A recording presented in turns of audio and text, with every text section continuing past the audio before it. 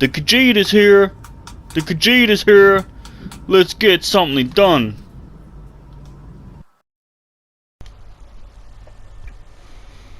Hey guys, keep up in Khajiit.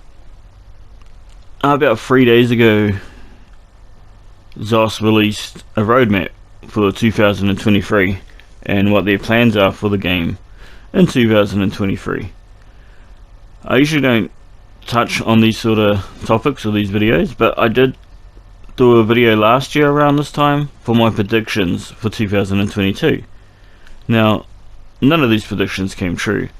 I thought maybe we'd get combat pets, because our pets are in a category called non-combat pets, so it only makes sense that sooner or later we would get combat pets. Also, we just had the assistants come out and they're like combat assistants, so I thought combat pets would be the next logical thing. So who knows, we're just going to carry that prediction over. Maybe we'll get it next year. Animal morphs was another one, because we just had that dungeon where that dude turns into a goat, the sweet roll dungeon, and it's been in the game since day one. Back in Kragelon, there's a few missions there where they turn you into a whisk and turn you into a monkey. So I thought maybe we'd get animal morphs. We didn't, but we're still going to carry that prediction over, because I feel that would be a great win-win. The PvE community would love it. ZOS would love it because they could sell all the cool animals in the guild store, crown store, sorry. And so you maybe you'll get like, you can turn into a goat or a monkey or something for free, and then have like the lions and the griffins and that in the guild store for sale. So win-win, we win, they win, everyone's happy. My third major prediction was, even though they said probably wouldn't, I thought maybe we could get the next relic or mythic item, whatever you want to call it, in PvP. We got the hammer, the spawn points are in the game. I thought maybe we'd get the next one, and I thought when that did come out, they would split and say the PS4 can no longer handle Elder Scrolls.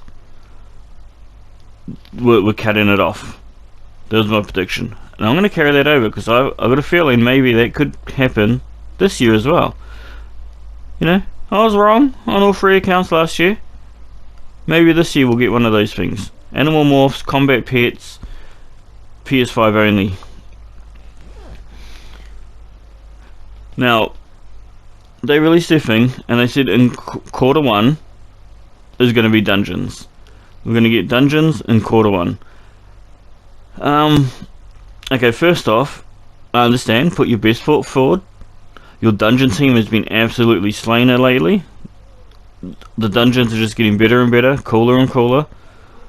I would prefer more big mob fights rather than just all these big boss fights. Like, I'm talking big mob fights. I think that would be cool, but dungeons have been slaying it. So I understand you're putting your best foot forward. However, I don't know if they should be on the top of your list of things to do. A couple more dungeons. But we're looking forward to it. Quarter 2 is going to be a new DLC. Now, I'm expecting a big DLC for this one. The feedback from Galen was not good. The size and the scope of Galen, people weren't happy with it. So I'm expecting a big DLC. The Sea Elves is the most obvious one. Everyone's expecting Sea Elves to come in. Maybe we get a new race, maybe we get a new class, maybe we're going to get water powers put into the game. I'm not too excited about the Sea Elves, although they do look cool. There's some cool looking Sea Elves. I wouldn't be mad about it, but maybe they'll throw us a curveball and we'll go to the home of the Dark Elves or the home of the Imperial or something. Either way, I'm expecting a big DLC.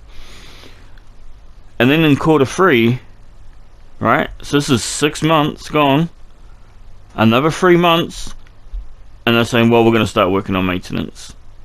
Like, why am I waiting almost another friggin' year for you guys to fix this game? We shouldn't be waiting another 9 months for a possible fix. It's not the first time they've said they're going to work on maintenance and they didn't.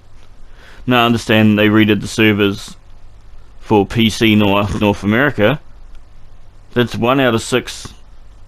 I mean, this game is so divided. There's 1 out of 6 segments that they they did the new servers, and it worked, and it's a success, and everyone was happy over there. And they were like, well, we'll get to you guys in another year or so. I don't understand. And even now, you're saying, you've been saying it for years, and now you're saying another year, guys. Just wait another year. I know you need server performance upgrades, you need new servers, you need better connection, but just buy our dungeon and DLC first. I promise this time. Right, it's starting to sound like the drunk dad who never keeps his promises. So I'm hoping. They said we could get the new servers as early as March, but then they say in Q3 is going to be the maintenance. I just don't know if I can believe them anymore. So we're hoping for a good server update, new servers, and that the game won't be so bad. And you'll see everyone's quality of play just jump. Fingers crossed. Not hopeful. And then in Q4 was the big one. And this one makes sense. I understand why this one is Q4. They're going to put in a new system. Now putting this in Q4 is awesome because it might bring back a lot of people around Christmas time. And hopefully that boosting people can equal more sales of the game and even more people come into the game. So I understand putting a new system in at Q4 could be really good. Now, what kind of system could we be getting? The most highly anticipated and highly requested system is Guild Wars. So I'm guessing you'd group up maybe 12 to 20 of your guild members. Who knows, maybe even up to 100. Like Cyrodiil was supposed to be, big multi-hundred player battles. I mean, it is, but it lags like crazy when you get that many. Anything more than 10 people, and it starts lagging like mad.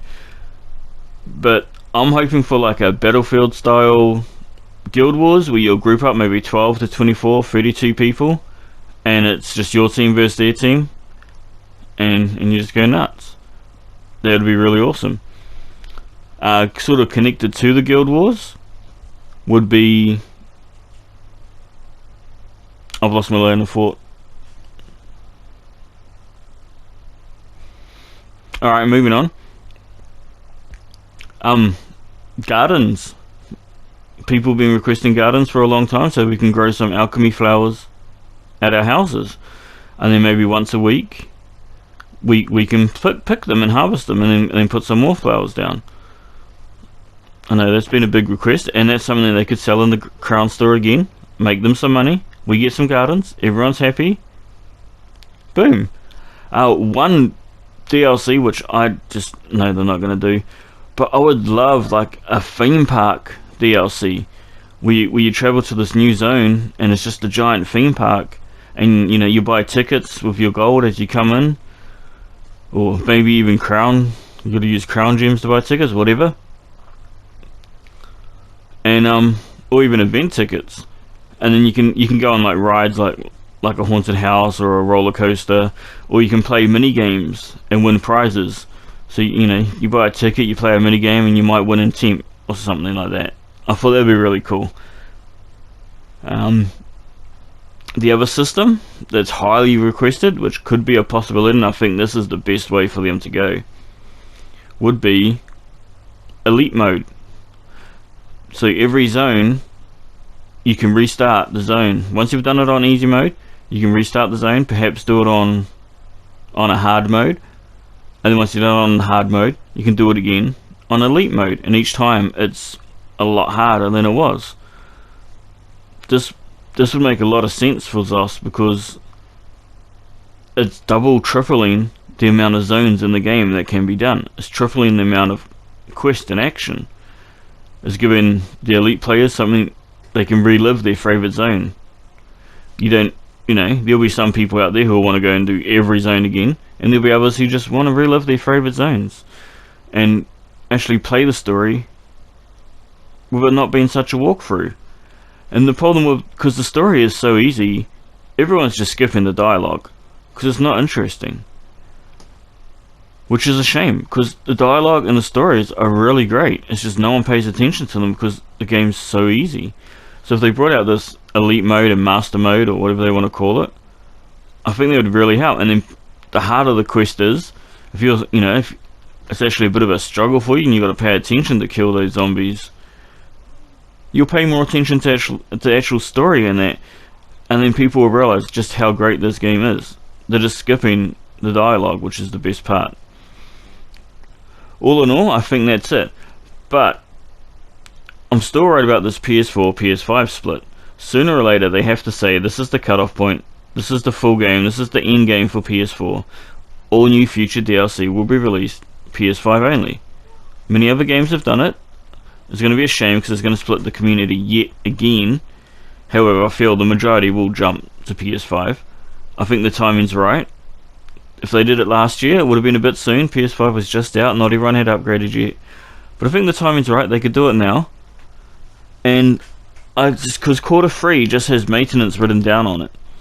So I got a feeling if this quarter 2 DLC is that big and that powerful, or this new system is going to be, if they do Guild Wars in the new system, it's very likely that they could thing and split and be PS5 only for the new content.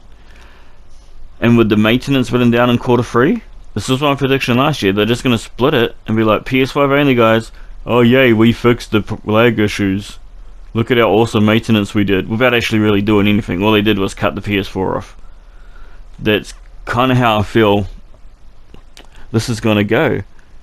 Let me know how you feel. What do you think could be possible coming up? Leave a comment, leave a like, subscribe if you're that crazy. It's been Khajiit.